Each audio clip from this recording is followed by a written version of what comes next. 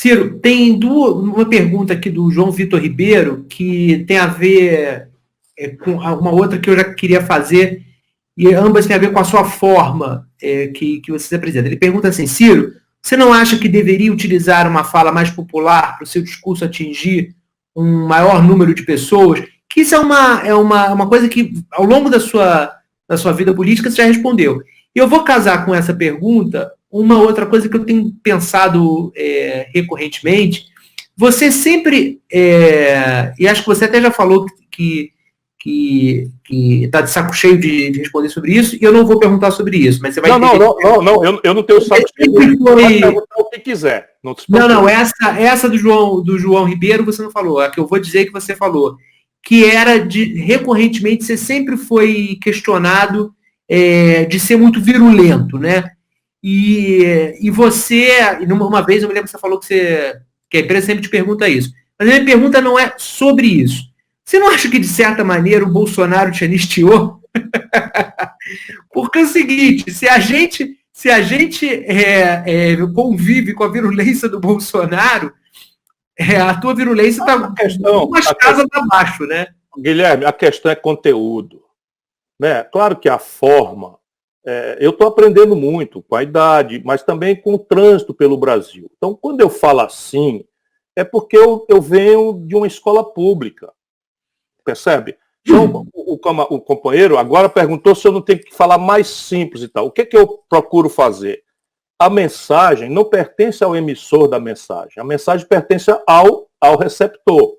Então, nesse momento, eu estou falando para um grande jornalista de uma grande revista nacional, por mais que eu faça metáforas e faça um adjetivo mais quente um pouco, eu estou homenageando o jornalista, porque eu não vou ficar fazendo metáforas simplórias de futebol, não sei o que e tal, para ser popular de Araque. Eu sou popular de verdade. Eu fui educado na escola pública quase toda a minha vida. Na escola pública do interior do Ceará. Então eu sei como é que se fala direitinho com o povão, etc, etc. Aqui no meu estado eu nunca perdi uma eleição. Claro que não é pelo mérito meu, é pela generosidade do povo do Ceará, né? Mas não é porque eu faço milagre, é porque eu não minto.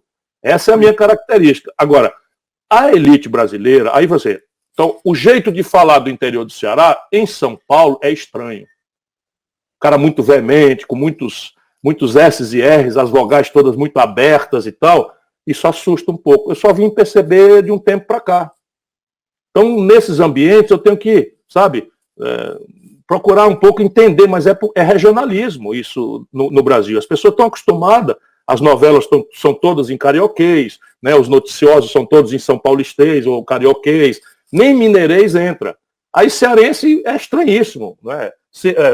Nordestino serve para fazer piada, para ser artista, mas político é sempre estranho. Não é por acaso, esse lado bandido do PT me chama de coroné. E o bolsonarismo boçal e corrupto me chama de coroné. Os dois. Mas sabe o que é coroné? É uma tentativa em paulistês de imitar o sotaque do Nordeste. É puro preconceito. Então o PSDB controla São Paulo há 28 anos. Ninguém nunca chamou o Alckmin de coronel. Como de fato não é. Eu não tenho uma rádio, não tenho uma televisão, não tenho empresa, não sou sócio de ninguém, nem coisa nenhuma, 40 anos de vida pública, nunca respondi por inquérito, nem para ser absolvido, né? Mais popular governador, mais popular prefeito, ministro da Fazenda que ajudou a fazer o real. Eu tenho uma biografia que me autoriza, 4 livros publicados, esse agora está em primeiro lugar na venda e tal. Eu andei como visiting scholar em Harvard, imagina, faço palestras por aí afora, não tem jeito, eu sou do Nordeste, coroné. E manda ver, então eu aguento, né? Tem gente que tem que responder porque é robô, porque é ladrão. Agora o filho do Guxiquem, caramba, o filho do Guxiquem faz uma delação premiada. Aí o Lula quer que a gente acredite que o PT é uma alma santa que está injustiçado. O filho do Guxiquem, eu nunca imaginei, contou a história toda da manipulação do dinheiro do fundo de pensão. O Paulo Guedes está respondendo por inquérito com segredo de justiça, por malversação de fundo de pensão. Esse é um país sangrado, e eu digo isso para todo mundo, com os números, com os nomes, e isso assusta. Então é mais fácil falar mal do carteiro do que ler a carta. Lá em São Paulo, a elite me acusa de temperamental. É só o que falam de ti. Então, mas repare. Aqui em Manaus temperamental. Eu vou falar de ti, falar, mas o temperamental Ciro é alterado. Alterado. Isso quer dizer o quê? Uma emoção que prevalece sobre o racional. E aí os marqueteiros acham que eu não posso racionalizar nem uma coisa nem outra. Eu sou indignado e eu boto o dedo na ferida. Por que eu faço isso? Porque o povo precisa de muitas pessoas que, não tendo rabo de palha, apontem os erros e malfeitos que está. Esse país é um país extraordinário. O Brasil tem riquezas já ponderadas que dá para fazer do nosso país um grande país de classe média em 25, 30 anos. E por que não acontece? Pelo contrário, os números estão piorando, a miséria está se agravando, a desigualdade social está piorando, por causa da política. Veja, não é por causa do nosso chão, não é por causa do nosso céu, não é por causa do nosso elemento humano, é só por causa da política. E nós precisamos botar o dedo nessa ferida. E aí, evidentemente, que eu sou um penetra do banquete. Ninguém me chamou para esse banquete. Nem a direita velha, nem a esquerda velha. Sim, é mesmo. Eles não querem, porque ambos têm compromisso com o mesmo quadro de privilégios. Mesmo quadro de privilégios no Brasil. E eu denuncio os privilégios. E eu não denuncio como um poeta. Eu denuncio porque eu fiz. Então, por exemplo, o imposto sobre as grandes heranças no Brasil é 4%, no Ceará é 8%.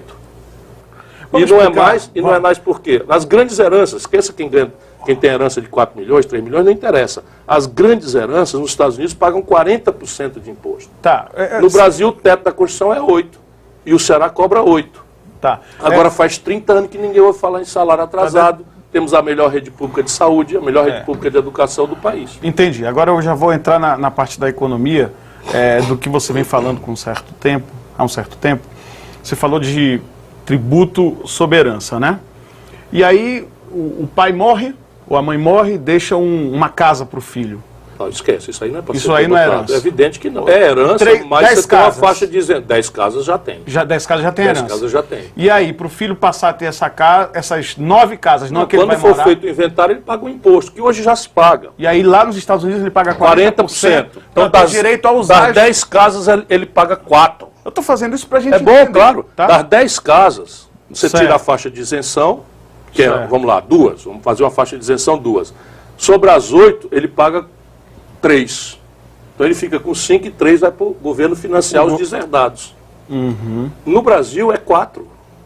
Aqui em Manaus é 4. E aí os filhos da plutocracia vivem da especulação imobiliária. Ninguém precisa trabalhar. Pior não é imobiliário, pior é um monte de dinheiro que não gera um pão. Essa é a grande questão do Brasil. Hoje... Mercado de ações, você está falando? Mercado de papel e mercado de dinheiro, de renda fixa e tal. Hoje não tem financiamento para nada que o povo precisa. Nada. Tudo especulação porque está acumulado... É a pior concentração do mundo. Hoje no Brasil, 5 pessoas. 5. As pessoas às vezes pensam que é exagero. A Forbes 5 pessoas no Brasil têm a fortuna equivalente às posses de 100 milhões de brasileiros. A Forbes desse mês, ela colocou o patrimônio dos 206 bilionários instalados no Brasil. Instalados no Brasil. Que elevaram o patrimônio de 2012 para 2019 de 350 bi de bola para 1,3 trilhões. Então o que está acontecendo no Brasil é o seguinte, o povo, a classe média e o povo pobre perdeu 8% de renda nesse período agora. E os ricos cresceram 14% a sua renda. Então Robin Hood às avessas, nós estamos todo tempo tirando do pobre, agora despudoradamente o Bolsonaro meteu um tributo de 7,5% sobre o seguro-desemprego. Então o cara está no limite final do desastre econômico, 7%. Vai por 7,5%. E aí você não cobra, por exemplo, lucros e dividendos das grandes corporações, que o mundo inteiro cobra. O que são lucros e dividendos? É assim, a empresa, um banco Itaú. O Banco Itaú faz as transações e ganha no juro do governo, ganha não sei o quê, ganha nas tarifas, ganha na exploração do cheque especial mais vergonhoso do mundo. Aí chega no fim do ano e tem um lucro monstruoso. Pagou funcionário, pagou energia. Pagou tudo, fez o provisionamento dos créditos de recuperação duvidosa. Esse lucro é só do dono do banco. Aí não é nem isso, o lucro do banco que for reinvestido também não tem imposto, na minha proposta.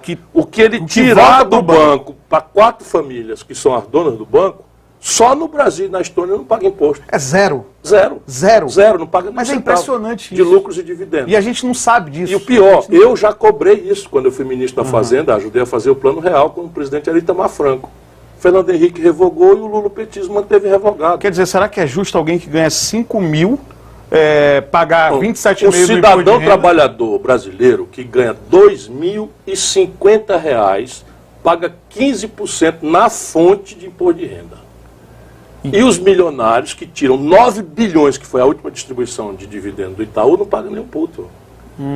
Então eles me odeiam, não pode dizer que eu sou ladrão, não pode dizer que eu sou incompetente, então é que eu sou temperamental, que eu erro os números e tal, mas isso aqui tudo é absolutamente verdade. Eu não sou nenhum novato no ramo. As pessoas às vezes pensam, olhando a tragédia da política brasileira, mas assim, eu não tenho uma rádio, Bruno. Eu nunca tive uma televisão, sabe? Eu não tenho empresa, eu não tenho grana, eu sou uma classe média alta, ganho bem, vivo muito melhor do que a esmagadora maioria do povo brasileiro, mas não aceitei receber as pensões de ex-deputado, ex-governador. Eu me prezo. Nunca, em 40 anos, respondi por um inquérito, nem para ser absolvido. Isso nada mais é do que a minha obrigação, mas enfim, eu me preparei para isso. Me preparei para servir a República Brasileira. E quem quiser acreditar, acredita. Quem não quiser, olha para o meu passado. Eu ganhei o Prêmio Mundial das Nações Unidas, no plenário das Nações Unidas, sabe? De combate à mortalidade infantil.